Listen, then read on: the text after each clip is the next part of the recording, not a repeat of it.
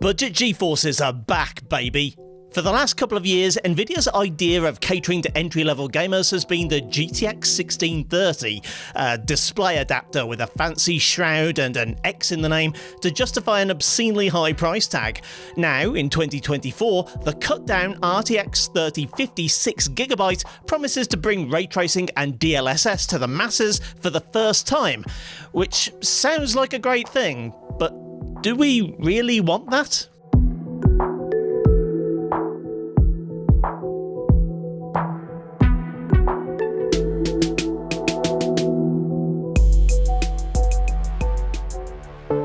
The RTX 3050 6GB released last week.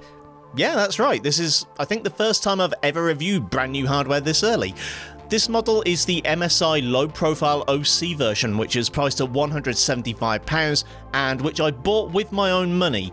I purchased it from UK online retailer Scan Computers, who haven't sponsored the video, but I was very pleased with the service. I ordered it on Saturday morning and received it on Sunday of all days. So thank you very much Scan and DPD for the rapid turnaround.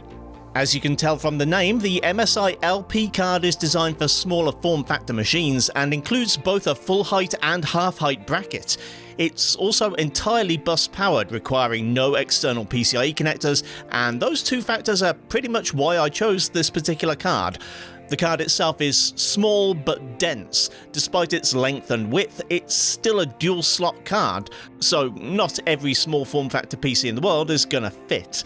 The heatsink itself is compact and very basic, just a milled block of aluminium with a couple of tiny fans adorning the otherwise very minimalist plastic shroud.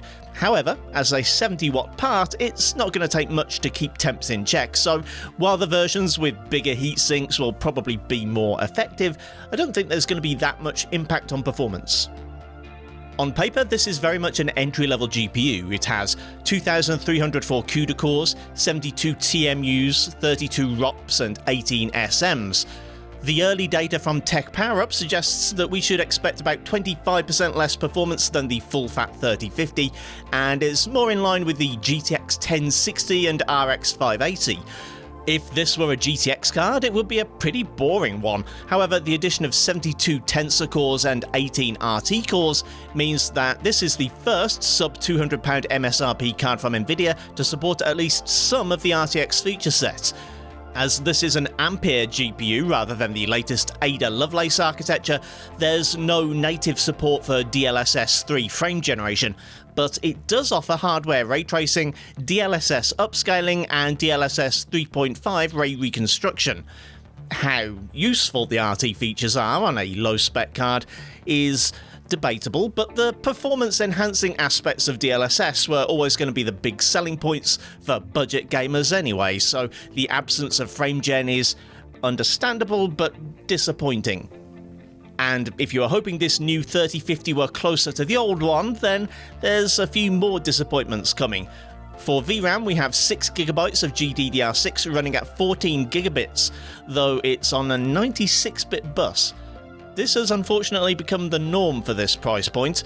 The Intel Arc A310, A380, AMD Radeon RX 6400 and 6500 XT have normalized 64 and 96-bit memory buses in this price bracket. Given the reduced core count and memory bandwidth, should this card really be called a 3050? Probably not, but again, the precedent has already been set years ago. It's a bad precedent, and I feel like a good, strong class action lawsuit's needed to scare these manufacturers into going straight. If it had been called an RTX 3040 or RT 3030, I think expectations would be more appropriately placed, but I'm not the marketing genius who brought us 8 different GTX 1060s, so what do I know? If you're new to the channel, I test GPUs with a mid-range gaming rig called the moderately priced gaming PC. It's just been revised for 2024, now featuring a Ryzen 5 7500F and 32 gigs of DDR5 6000. I'm afraid I'm no hardware nexus or Paul's 2 cents, so I don't have a ton of up-to-date comparative results from other GPUs, but I'll do my best with what I've got. Many of these titles are recent additions to my test lineup, so I only have a few reference points for comparison, those being the now discontinued GTX 1650 Super, which is a generation older in terms of architecture and only has 4 gigs of VRAM, but which actually scores a little higher on the TPU charts. The RX 5500 is a card that can be bought quote-unquote brand new on AliExpress for about half the price of a new 3050 and has more VRAM. And the Intel Arc A380, which is pretty much a feature match for the new 3050 on paper, and yet is £25 to £50 less expensive. Palworld is brand new to my GPU test suite, so I don't have a great amount of playtime logged yet, but I can tell you that the 3050 can't quite deliver at 1080 Epic or high, only giving around 45 FPS at 1080p Epic and about 55 at 1080p high. The Xbox Game Pass version apparently doesn't allow for DLSS right now, so while DLSS balanced would probably let you run at epic settings at above 60 FPS, to get there in the version I have right now requires dropping to the medium preset. In this scenario, the 3050 6GB can produce 66 FPS, a solid 10% higher than the 1650 Super, over 20% faster than the RX 5500, and 65% faster than the Arc A380.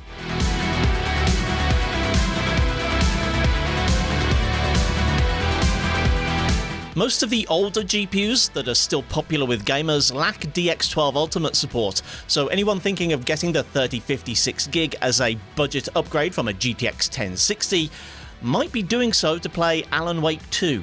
At full 1080p resolution without upscaling, the game doesn't have the glitches I've seen from older Radeon Vega cards, and the performance is far better than the GTX 1080 Ti. However, at 1080 low, it's still only barely scraping 30 FPS. To be fair though, that's a couple of frames ahead of the GTX 1650 Super, and the other cards I've tested in this category all need FSR to get even close to 30. With FSR enabled on all 4 GPUs, it's clear that the RX 5500 is suffering for its lack of DX12 Ultimate support. The Arc A380 does, in theory, support DX12 Ultimate, so I really don't know what its excuse is.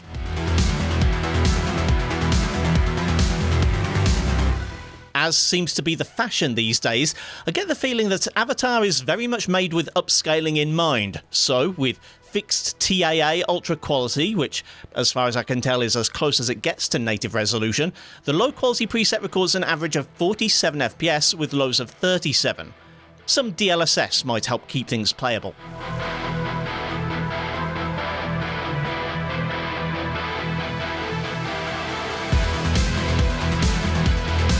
Wandering through Starfield's highly demanding New Atlantis isn't something that most graphics cards can handle with grace, and the 3050 doesn't do anything to distinguish itself here. At native 1080 medium, the average is just 33 FPS. That might not initially seem very impressive, but the other entry-level cards all required FSR to reach a playable frame rate. With 75% resolution scaling, its 39 FPS average just beats the RX 5500 and GTX 1650 Super, and far surpasses the Arc A380.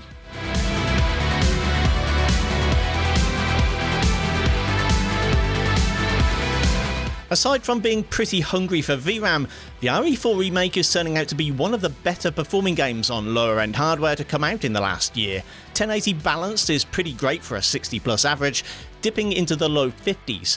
Compared to similar cards, it's a lot better than the Arc A380, and while the 1650 Super is close, that card needed textures reduced to the high 0.25 gig setting to stay in the orange. The Radeon RX 5500, however, pretty much breaks even with the 3050, and has a couple of gigs of memory to spare too.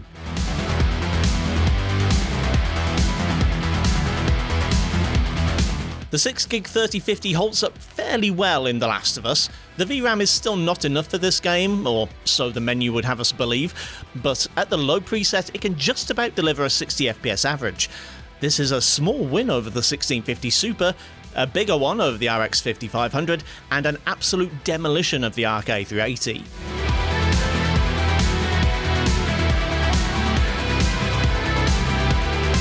1080 medium is a good balance of quality and performance in Ratchet & Clank, and most of the cards I've tested can achieve higher than 30 FPS at these settings. The 3050 actually gets close to 60, averaging 55 FPS, so it would only take a small amount of upscaling to put it over the line. Meanwhile, the 1650 Super and RX 5500 are left in the mid-40s, and the Arc A380 can't even get out of the 30s.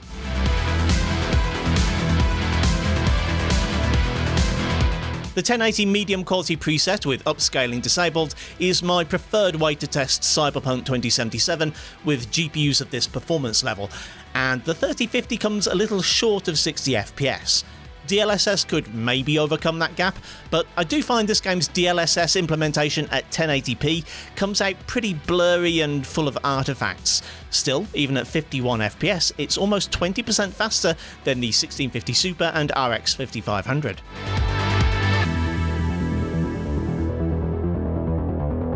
Forza Horizon 5's a pretty great time at 1080 high, averaging over 90 FPS and potentially leaving room to choose even higher settings. It's certainly very impressive compared to the A380, but closer to the GTX 1650 Super than you might think. Also, once again, the RX 5500 seems to be pretty much matching the 3050 perfectly, and for half the price.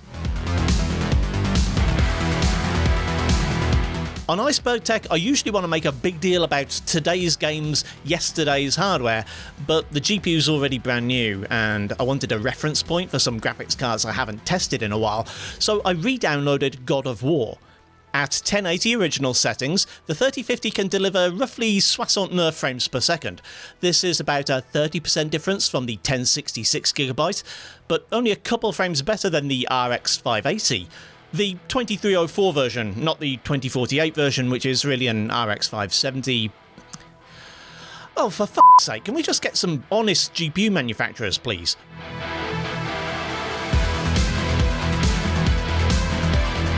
Fortnite is a game that can pretty much always guarantee 100 plus FPS in performance mode, even on a potato PC, and it's arguable that turning the graphics up actually hurts gameplay. Still, at 1080 medium, it's a nice balance between image quality and frame rate, and as I have all four of the GPUs being compared to hand, I was able to use the replay feature to see exactly the same game running on different hardware. The 3050 6GB can achieve a solid 120 FPS average without upscaling. The GTX 1650 Super and RX 5500 falling back only by a couple of points, and the A380 by a whopping 33%.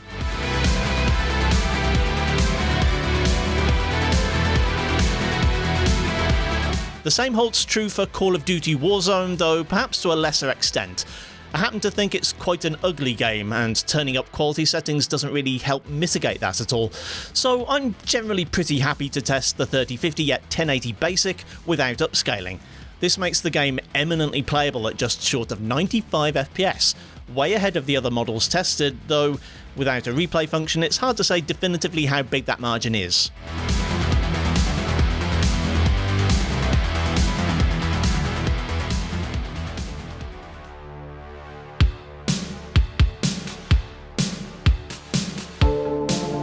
Based purely on these numbers, you'd think the RTX 3050 6GB isn't that exciting. It beats the last best sub-£180 card Nvidia ever released, and an obscure previous gen Radeon that's only available to buy from people who use random Scrabble tiles to name their companies. And of course it beats Intel's first ever attempt at a mass market entry-level GPU. Big f***ing whoop. It's still a pretty poor excuse for an upgrade path for owners of older, cheaper GTX cards. However, like I said in the intro, frames per second isn't the only way to sell a graphics card these days. RTX GPUs have ray tracing and deep learning super sampling to offer, and it's probably the reason why a lot of people would consider buying the 6GB 3050 in the first place. With that in mind, I've gone back and retested the games with some of these exclusive features enabled to see if the RTX experience really comes across. As I said, the Game Pass version of Palworld doesn't support DLSS or RT, so let's start with Alan Wake 2. There's far more in the way of graphical settings in this game than I even dared to try out. I turned the graphics preset up to high and FSR to performance, and with even the lowest level RT settings, it barely scraped a cinematic 24 FPS. Turning Avatar up to the Ultra preset seems to enable some degree of ray tracing, as there's a BVH quality setting in the graphics menu, but it doesn't explicitly say ray tracing as far as I can see. Anyway, with performance DLSS, the game now averages 34 FPS with lows of 22. A pretty sizable drop from the initial test, but potentially still good enough for someone to enjoy the game. Or at least decide for themselves whether they want to spend more money on a better RT-capable card in the future or not. At the time of writing, Starfield doesn't have RT at all, and while that may change in the future, even without ray tracing, it still manages to be one of the heaviest games here. At 1080 Ultra with DLSS performance, it only just creeps over 29 FPS on average. Resident Evil 4's ray tracing isn't exactly game-changing, but it still has a performance impact. At the max quality preset with RT enabled, I needed DLSS performance and minimum texture quality, and still only managed 53 FPS. The Last of Us also lacks RT, but can still bring low-end and mid-range GPUs to their knees. Even with DLSS performance, the 3050 couldn't even hold to 40 FPS on average. The first level of Ratchet & Clank has a lot of particles like confetti and stuff flying around, which can be a problem for upscaling, but to be fair to DLSS, it seems to handle it quite well here. However, at 1080 max settings with very high RT enabled, the 6GB 3050 still only delivers 33 FPS. DLSS performance at 1080p makes Cyberpunk look pretty mushy, and while you could probably produce an optimised setup with a blend of different levels of RT and quality to get close to 60, I didn't really have time for that. The RT Ultra preset records an average of 37 FPS. Forza Horizon 5 gave a memory warning at the Extreme preset, even with DLSS-P. Still, the game actually didn't look too shabby, but 40 FPS is a pretty big drop from the 90 plus we were getting before. God of War was a bit better off. At 1080 Ultra with DLSS performance, it hit 50 FPS, which I think for a console-style action game intended for playing with a controller, it isn't too bad. But again, DLSS does make it look pretty soft, and does weird things to the exposure, making things far darker than without DLSS. So, now I guess we have a problem. The RTX 3050 6GB is better than anything else you can buy new at this price point, but not by an impressive margin. Its RTX features, which I'm sure are what most people will buy it for, aren't really allowed to shine due to the need for copious amounts of upscaling. Of course, it has DLSS for that, but pretty much every title that supports DLSS also supports some other type of temporal upscaling. Now, it's arguable that DLSS is better than FSR2, XeSS, IGTI and the rest of them, but I'm not going to get into that right now. It would need its own video, and I'd need a lot of encouragement before I volunteer to make it. Either way, to enable decent quality ray tracing in the current raft of AAA games, requires at least DLSS balanced and more likely DLSS performance to get even a 30 to 50 FPS average frame rates.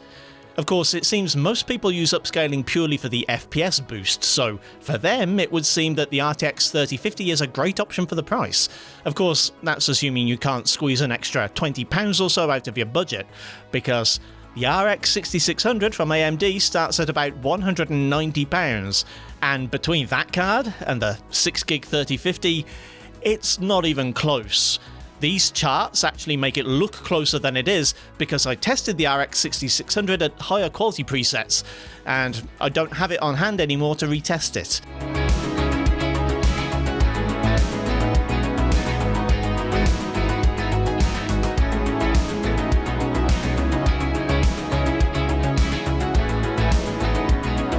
And that's not even the best you can get at the same price.